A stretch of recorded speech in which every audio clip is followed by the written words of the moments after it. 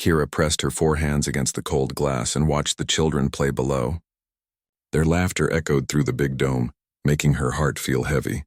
She wanted to run down there and join them, but she knew what would happen. They would all stop playing and move away from her just like they always did. The space station was huge, with thousands of people from different planets living together. Most of them got along well. The Zenthari children with their crystal-like shells played with the furry Makari kids. Human children ran around with alien friends sharing toys and games. Everyone seemed to belong somewhere. Everyone except Kira. She was Vitharian, and that made her different in a way that scared others. Her blue skin could change colors when she felt strong emotions, and she had 4 arms instead of 2, but that wasn't what made others avoid her. It was her special ability that no one wanted to be near. Kira could sense when someone was going to die soon. She couldn't control it or turn it off. The feeling just came to her, like a cold whisper in her mind. Other species called her people death-touched and treated them like they brought bad luck. Down in the play area, a group of children were playing a game that looked like tag. They ran and laughed, chasing each other around the colorful play equipment.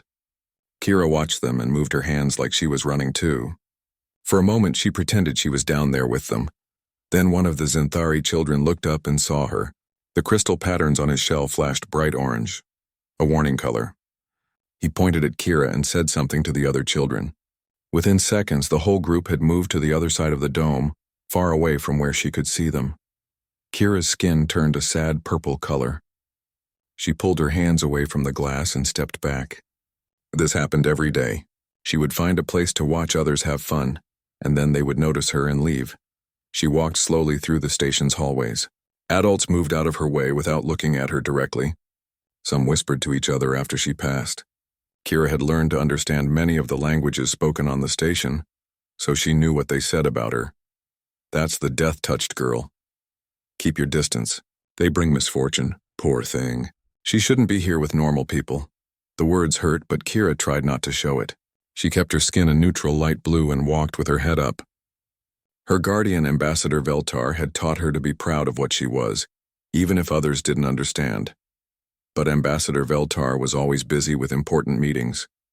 He was the only other Vitharian on the station, and he spent his days talking to leaders from different worlds. He tried to make time for Kira, but she could see how tired he was. She didn't want to bother him with her loneliness. Kira reached the food court and got in line at one of the machines.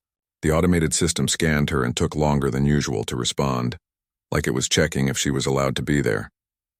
Finally, it gave her a simple meal, some kind of protein cake and vegetable soup that was safe for Vitharians to eat. She found an empty table in the corner and sat down.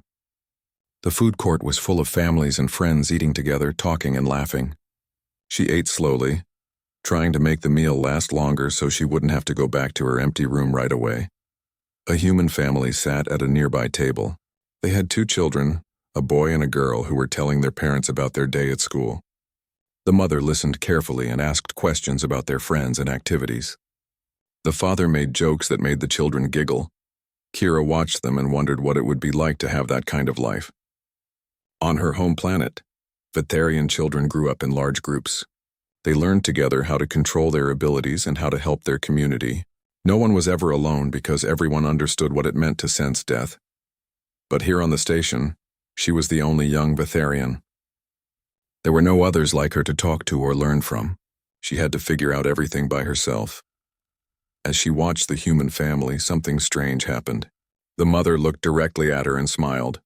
Not a scared smile or a fake polite one, but a real warm smile. Kira was so surprised that her skin flickered bright yellow for a moment before she could control it. The woman said something to her husband, then stood up and walked over to Kira's table. Kira got ready for the usual reaction: fear, discomfort, maybe a request for her to move somewhere else. Instead, the woman asked, "Are you eating alone, sweetie? Would you like to join our family? We have plenty of room." Kira stared at her in shock. No one had ever invited her to eat with them before. She looked at the woman's face, searching for signs of fear or disgust, but found only kindness. I am Vitharian," Kira said quietly, thinking the woman might not know what that meant. "I know, dear. That's okay. We're just having dinner and talking about our day. You're welcome to join us if you want." For a moment, Kira almost said yes. She wanted so badly to sit with a family and feel like she belonged somewhere. But then she noticed the woman's children watching her with curious eyes, and she remembered what always happened when she got too close to others. "Thank you," Kira said. "But I need to go now." She stood up quickly, leaving half her meal behind, and walked away. She heard the woman call after her, but she kept walking. It was better this way. Better to leave before they had time to become afraid of her. Back in her small room, Kira sat by the window and looked out at the stars. Somewhere out there was her home planet, where being different didn't make you alone. Someday, she hoped, she might find a place where she could belong again. Until then, she would keep watching others live the life she wanted, dreaming of the day when someone might want to be her friend.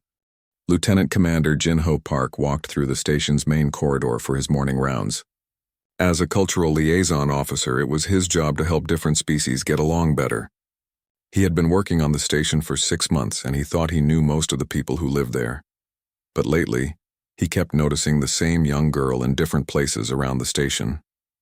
She had beautiful blue skin that sometimes changed colors and 4 graceful arms.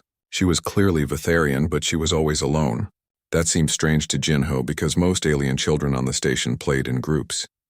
This morning, he saw her again in the observation deck, pressed against the glass watching the children play below. When the other kids noticed her and moved away, Jin-Ho felt a strange sadness in his chest. He had seen that look on her face before. The look of someone who wanted to belong but didn't know how. Jin-Ho made a mental note to learn more about this girl. As he continued his rounds, he started paying attention to how other people acted around her. What he saw made him uncomfortable. In the market area, vendors served her quickly and avoided looking at her face. Other shoppers gave her wide space like they were afraid to get too close. When she walked through crowded areas, conversations became quieter until she passed by. At the library, she sat alone at a table far from everyone else.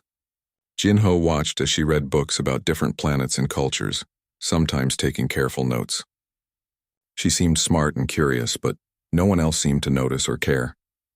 The more Jin-Ho observed, the more questions he had. Why was everyone so afraid of one young girl? She seemed gentle and polite. She never bothered anyone or caused trouble. In fact, she seemed to try very hard to stay out of everyone's way. That evening, Jin-Ho went to his quarters and used his computer to research Vitharian culture. What he found made him understand everything. Vitharians had a special ability that other species found frightening.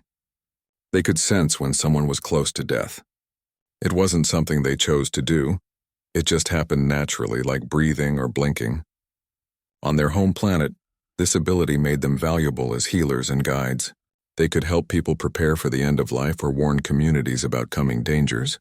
But other species didn't see it that way.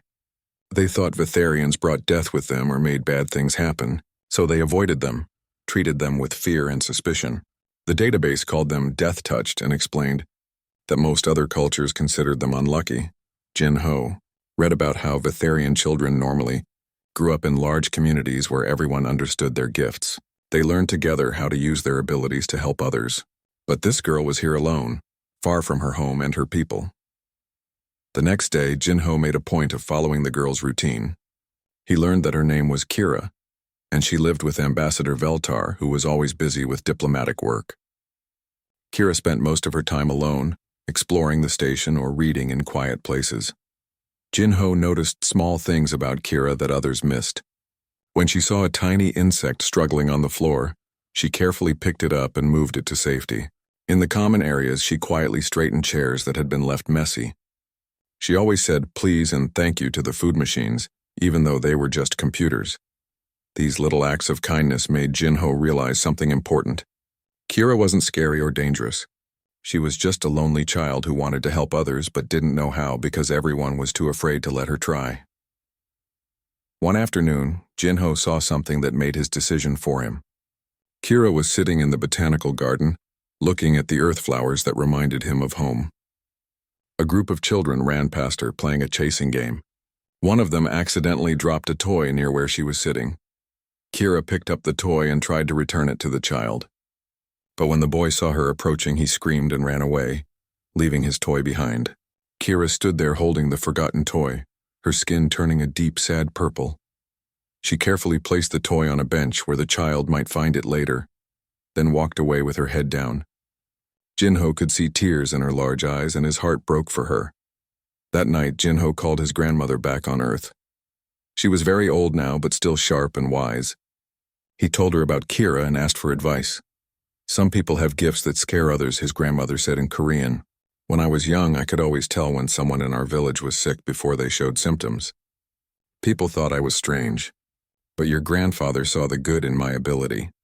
He helped others understand that I wasn't bringing sickness, I was trying to help prevent it. What should I do, grandmother? Be like your grandfather was for me. Show others that this girl's gift is not something to fear. Sometimes it takes just one person to change how everyone else sees the world. Jinho hung up the call feeling determined. He had seen how lonely and sad Kira was, and he had learned enough about her people to understand that she wasn't dangerous. She was probably one of the kindest people on the entire station. The next morning, Jinho stopped by the supply office and picked up some paper from his personal supplies. He had an idea, something his grandmother had taught him when he was young and feeling different from everyone else. He made his way to the botanical garden, where he had seen Kira sitting the day before. Sure enough, she was there again, sitting alone among the cherry blossom trees that reminded him of home. Jinho took a deep breath and walked toward her. It was time to show Kira that not everyone on the station was afraid of her. Maybe if he was lucky, he could even show her what friendship looked like.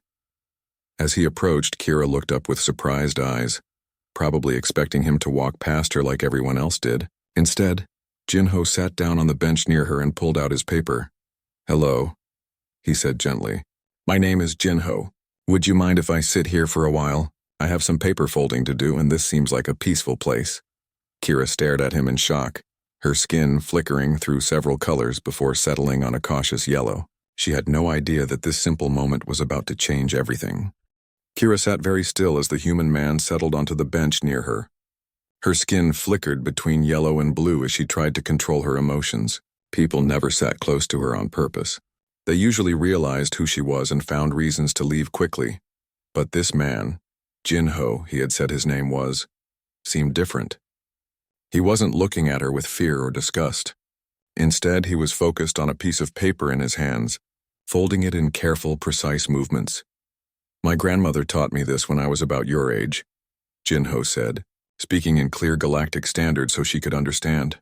His voice was gentle and calm. "She said paper cranes carry wishes to the stars." Kira watched his fingers work the paper, creating crisp folds and smooth curves. She had never seen anything like it before. The paper seemed to come alive in his hands, transforming from a flat square into something that looked like a bird. "What is it called?" she asked quietly, then immediately worried that she had spoken too loudly or asked something wrong. "Origami," Jinho replied, smiling at her. "It's an old Earth art. This particular bird is called a crane. In my culture, cranes are symbols of peace and good fortune." Kira's skin shifted to a pale green, the color of curiosity. She leaned forward slightly to get a better look at what he was doing. Jinho noticed her interest and slowed down his folding so she could see each step more clearly. "My grandmother lived in a small village on Earth," Jinho continued as he worked. "She had a special ability that made some people uncomfortable. She could always tell when someone in the village was getting sick, sometimes days before they showed any symptoms." Kira's skin flickered with surprise. "She could sense illness?" "Yes, exactly like that. Some people thought she was strange or scary because of it. They worried that she might bring sickness with her wherever she went." Jinho finished the crane and held it up to catch the light from the artificial sun above them. "But she taught me something important. She said that having a gift that scares others doesn't make you scary. It just means you understand things they don't." Kira stared at him with wide eyes. No one had ever compared her abilities to something positive before. "Others fear what I see in them," she whispered. Jinho looked at her directly and she was amazed to see no fear in his eyes. "Maybe," he said, "but I don't think that's what you see at all. I think you see how precious life is. I think you see how important each moment can be." For the first time in months, Kira felt a warmth in her chest that had nothing to do with fear or loneliness. This human understood something about her that even some of her own people didn't understand. She wasn't sensing death because she brought it. She was sensing it because she valued life so much. "Can you teach me?" she asked, pointing to the paper crane. Jinho's face lit up with a genuine smile. I would be honored to teach you. He pulled out another piece of paper and showed her how to make the first fold. Kira's 4 hands made the process easier than it would have been for most people, but she still struggled with the precise movements at first. Don't worry about making it perfect, Jinho encouraged her. My first crane looked like a sick bird. My grandmother said that even imperfect cranes can carry important wishes. As they worked together, Jinho told her more about his grandmother and his life on Earth. He talked about growing up feeling different because he was mixed Korean and American in a place where most people looked different from him. He understood what it felt like to not quite fit in anywhere. I used to watch other children play and wonder why they didn't want to be my friend, he admitted. It took me a long time to learn that sometimes people are just afraid of what they don't understand. It's not really about you, it's about them. Kira's crane was taking shape now, though it was a bit lopsided. But what can I do about it? I cannot change what I am. You don't need to change what you are, Jinho said firmly. You just need to find the right people who can see the good in your gifts. And maybe over time you can help others understand too. They sat in comfortable silence for a while, both focused on their paper folding. Kira felt something she hadn't experienced since leaving her home planet. The simple pleasure of sharing an activity with someone who enjoyed her company. Why are you being kind to me? She finally asked. Are you not afraid of what I might sense about you? Jinho considered her question seriously. Honestly, I was a little nervous at first. Not because I thought you would hurt me, but because I didn't understand what your abilities really meant. But then I watched you for several days. You watched me. I saw how gentle you are with everything around you. I saw how you helped that little bug that was stuck on the floor. I saw how you tried to return that child's toy even after he ran away from you. I realized that someone with your gift would never use it to hurt others. You use it to try to help even when they don't want your help. Kira's skin turned a soft pink, the color of happiness and gratitude. No one had ever noticed her small acts of kindness before. She had thought they went completely unseen. My grandmother always said that the best way to judge someone's character is to watch how they treat those who cannot help them in return. Jinho continued. You are kind to insects and machines and people who ignore you. That tells me everything I need to know about who you are. Kira finished her crane and held it up. It was crooked and one wing was smaller than the other, but it looked like a bird trying to fly. It's beautiful, Jinho said, and she could tell he meant it. What wish will you send to the stars with it? Kira thought for a moment. I wish for a friend, she said simply. Jinho smiled and held up his own crane. Then I'll make the same wish. He stood up and placed his crane on the bench between them. I have to go back to work now, but I come here every day at this time to fold paper and think. You're welcome to join me tomorrow if you'd like. Kira watched him walk away, holding her crooked crane carefully in her hands. For the first time since arriving at the station, she felt a spark of hope. Maybe, just maybe, her wish might come true. That night she placed the crane on her bedside table where she could see it when she went to sleep. In the morning, she woke up earlier than usual and hurried to get ready. She had somewhere important to be, and for once it was somewhere she was actually wanted. For 3 weeks, Kira met Jinho in the botanical garden every day. What started as origami lessons had grown into something much more important, real friendship.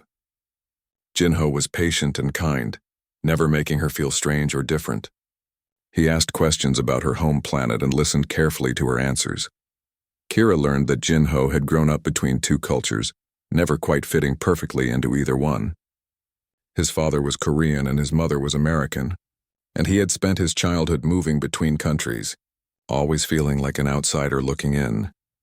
That's why I became a cultural liaison, Jinho explained as they folded paper flowers one afternoon. I understand what it's like to be caught between worlds. I want to help others find their place. Is that why you talk to me? Kira asked. Because you felt sorry for me? Jinho stopped folding and looked at her seriously. I talked to you because I saw someone who deserved better than loneliness. I stayed because I discovered someone worth knowing. Kira's skin glowed with a warm golden color. She had never had a friend who made her feel valued just for being herself. Their daily meetings became the highlight of Kira's days. Jinho taught her about Earth culture, human music, and different ways to express creativity through art. Kira shared stories about Vitharian traditions, their connection to the cycles of life and death, and the beautiful ceremonies her people used to honor those who had passed on. On my world, we don't fear death, she explained while creating a complex paper sculpture of her home planet's twin moons. We see it as part of the great pattern of existence. Those with my gift are considered blessed because we can help others prepare for their next journey. That sounds much healthier than how most species think about it, Jinho observed. Here, death is something to avoid thinking about until it's too late to make peace with it. One afternoon, as they sat among the cherry blossom trees, Kira suddenly froze in the middle of folding a crane. Her skin shifted to a dark purple and her 4 hands began trembling. Kira, what's wrong? Jinho asked, immediately concerned. She looked around the garden with wide, frightened eyes. Something is wrong. Very wrong. I can feel it, but I don't know where. Jinho had learned to trust Kira's instincts over the past few weeks. He stood up and began scanning the area. Can you tell which direction it's coming from? Kira closed her eyes and concentrated. The feeling was stronger than anything she had experienced before. Not the distant whisper of eventual death, but the immediate presence of someone in serious danger. Over there, she pointed toward a section of the garden they rarely visited, where the maintenance equipment was stored. They ran in that direction and found engineer Haewon Kim collapsed behind a large air filtration unit. The young woman was unconscious, her breathing shallow and rapid. Her face was swollen, and her skin had a dangerous blue tinge. Allergic reaction, Jinho said, immediately calling for medical help on his communicator. She must have been exposed to something in the alien plant section. The medical team arrived within minutes and rushed Haewon to the station's hospital. Later, the doctors told Jinho that if they had found her even 10 minutes later, she would have died. Word of the incident spread through the station quickly, but not in the way Jinho had hoped. Instead of seeing Kira as a hero who had saved someone's life, many people became even more afraid of her. They convinced themselves that her presence had somehow caused the accident. She was there when it happened. Jinho overheard someone saying in the corridor, "These death-touched ones, they attract misfortune wherever they go." I heard she was playing in the garden right before that poor engineer almost died, another voice added. It's too much of a coincidence. Kira heard the whispers too, and they hurt her deeply. She began avoiding the common areas of the station, even missing some of her meetings with Jinho. When he found her in her room one evening, she was curled up on her bed, her skin a dull gray color that spoke of deep sadness. They think I made it happen, she said without looking at him. They think I brought death to that woman. You saved her life, Kira. The doctors said so themselves. But no one else sees it that way. They see what they want to see. She finally looked at him with tears in her large eyes. Maybe they're right. Maybe I am dangerous. Jinho sat on the edge of her bed and spoke firmly. Listen to me, Kira, you are not dangerous. You are not cursed. You have a gift that other people don't understand, and that scares them. But fear doesn't make them right. Over the following days, Jinho worked harder than ever to change people's minds about Vitharians. He organized cultural education sessions, sharing information about different species and their unique abilities. He told stories of how Vitharians on their homeworld served as early warning systems for natural disasters and medical emergencies. He even arranged for Ambassador Veltar to give a presentation about Vitharian culture and their role as life preservers rather than death bringers. But despite his efforts, many people remained suspicious and afraid. The situation got worse when some parents decided their children should avoid areas where Kira might be present. The botanical garden, which had been Kira's favorite place, became off-limits to school groups. Even the library restricted her access to certain sections during peak hours. Kira began spending most of her time alone in her room, only coming out for meals and necessary errands. Jinho continued to visit her, but he could see that she was losing hope. Maybe I should ask Ambassador Veltar to send me back home, she said one evening as they sat in her small quarters. I don't belong here. You belong wherever people care about you, Jinho replied. And I care about you. You're my friend, Kira, the first real friend I've made on this station. One friend isn't enough to make a life, she said sadly. Jinho looked at her, determined expression, and realized that words alone wouldn't be enough to fix this situation. He needed to do something bigger, something that would show the entire station community who Kira really was. That night, he began planning something special for the station's upcoming Harmony Festival. It would be risky and it might not work, but he had to try. Kira deserved better than a life spent hiding from people who were too afraid to see her true nature. As he worked on his plans, Jinho remembered his grandmother's words about how it sometimes took just one person to change how everyone else saw the world. He was determined to be that person for Kira no matter what it took. The Harmony Festival was still 2 weeks away. He had that much time to create a miracle. The Harmony Festival was the biggest celebration on New Terra Station. Once a year, all the different species came together to share their cultures and celebrate what made their community special. Jinho had been working secretly for 2 weeks preparing something that he hoped would change everything for Kira. Kira didn't want to attend the festival at first. She knew there would be crowds of people, all of them uncomfortable around her. But Jinho insisted, promising that this year would be different. "Trust me," he said as they walked toward the main celebration dome. "I have something special planned." The dome was decorated with symbols and colors from dozens of different worlds. Families gathered on blankets to watch performances and share traditional foods. Children ran between the groups, playing games and making new friends. It was exactly the kind of scene that usually made Kira feel more alone. Various cultural groups took turns on the central stage, sharing dances, songs, and stories from their home worlds. Kira watched from the edge of the crowd, staying close to Jinho and trying to make herself invisible. Then Jinho's name was announced as the next presenter. Kira looked at him in surprise. He hadn't mentioned that he would be performing. "Come with me," he said, taking one of her hands. "What? No, I can't go up there. Everyone will stare." "They're going to stare anyway," Jinho said gently. "But this time they're going to see you for who you really are." Before Kira could protest further, Jinho was leading her toward the stage. Her skin flickered through several colors as panic set in. The crowd noticed her immediately and she heard the familiar whispers and murmurs of discomfort. Jinho stepped up to the microphone with confidence. "Good evening, everyone. I want to tell you a story tonight. It's about the Great Vetharian Migration, one of the most heroic events in galactic history." The crowd quieted, curious despite their discomfort with Kira's presence. 200 years ago, Jinho began, the Vetharian people saved the lives of over 50 million beings across 12 different star systems. A massive cosmic storm was approaching, the kind that destroys entire planets. But the Vetharians sensed it coming weeks before any scientific instruments could detect it. He gestured toward Kira, who stood frozen beside him. "The same gift that makes people avoid this young girl is the gift that saved all those lives. Vetharians don't bring death. They help preserve life by warning us when danger is coming." Murmurs rippled through the crowd, but Jinho wasn't finished. "Kira has that same gift. 3 weeks ago, she used it to save engineer Haewon Kim's life. She sensed the danger before it was too late, and because of her, Haewon is alive and healthy today." Jinho had arranged for Haewon to be present, and now the engineer stepped forward and bowed respectfully to Kira. "Thank you," she said simply. "I owe you my life." But Jinho had an even bigger surprise prepared. Over the past 2 weeks, he had been secretly teaching origami to children from various species around the station.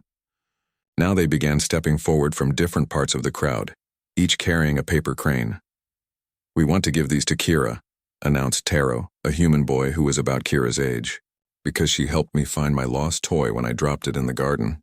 Yuki, a young Xanthari girl, added, "And because I always wanted to ask about her pretty skin that changes colors, but I was too shy before." One by one, children came forward with their cranes, each sharing a small story about something kind they had noticed Kira doing. She had helped clean up after their messy games. She always waited patiently in lines without pushing. She had once guided a lost elderly being back to their family when they were confused. These were tiny acts of kindness that the adults had missed, but the children had seen and remembered. As more and more children gathered around Kira, her skin began to glow with warm golden light. She accepted each crane with trembling hands, unable to believe what was happening. "We want to play with you," said a small Mokari child with fluffy ears. "Will you teach us games from your planet?" Kira looked at Jinho, who nodded encouragingly. With a shaky voice, she said, "I know a game called Life's Dance, but it's special because you have to feel what others are feeling to play it right." "That sounds fun," several children called out. Kira explained the rules of Life's Dance. Players formed a circle and had to move in harmony with each other, sensing the emotions and rhythms of the group. It was a game that celebrated the variabilities that other species feared. As the children began to play, something magical happened. Kira's natural empathy and sensitivity made her an excellent teacher. She could sense when someone was confused or left out, gently guiding them back into the group. Her forearms allowed her to help multiple children at once, showing them the flowing movements of the dance. Soon, children of all species were laughing and moving together in perfect harmony. Parents who had been watching nervously began to relax as they saw their children having fun and being included. The fear and suspicion that had surrounded Kira for months began to fade away, replaced by wonder and appreciation. Ambassador Veltar appeared at Jinho's side, his own skin glowing with pride and gratitude. "In all my diplomatic work," he said quietly, "I have never seen anything accomplish what you have done here tonight. You have given that child something I could not, acceptance from her peers." The dance continued until all the children were exhausted and giggling. As they collapsed on the ground in a happy mixed species pile, Kira sat among them, her skin radiating pure joy. For the first time since arriving at the station, she was surrounded by friends who wanted her there. Over the following weeks, everything changed for Kira. Children sought her out in the halls, asking her to teach them more Vetharian games or help them with problems they were too embarrassed to tell adults. Her room became a gathering place for origami sessions and cultural exchange activities. Adults began approaching her too, some apologizing for their previous behavior, others asking questions about Vetharian culture with genuine curiosity instead of fear. The station's medical staff even asked if she would be willing to help them develop better early warning systems for medical emergencies. 1 month after the Harmony Festival, Kira sat in the botanical garden with Jinho, teaching a group of children how to fold complex paper sculptures. The cherry blossom trees were in full bloom, and the air was filled with laughter and conversation. "Thank you," Kira said to Jinho during a quiet moment. "You gave me something I thought I would never have again." "What's that?" "A place where I belong. A family that understands me." Jinho smiled and started folding a new crane. "My grandmother always said that home isn't a place. It's the people who care about you. You have that now." As the afternoon sun streamed through the dome's transparent walls, Kira looked around at all the children learning from her, playing with her, treating her like the friend she had always wanted to be. Her skin glowed with contentment, and for the first time in her young life, she knew exactly where she belonged. The paper cranes she and Jinho had made over the months hung from the cherry blossom branches like wishes that had taken flight. And every one of those wishes had come true, not through magic, but through the simple power of one person choosing to see the good in another. Sometimes that's all it takes to change the world.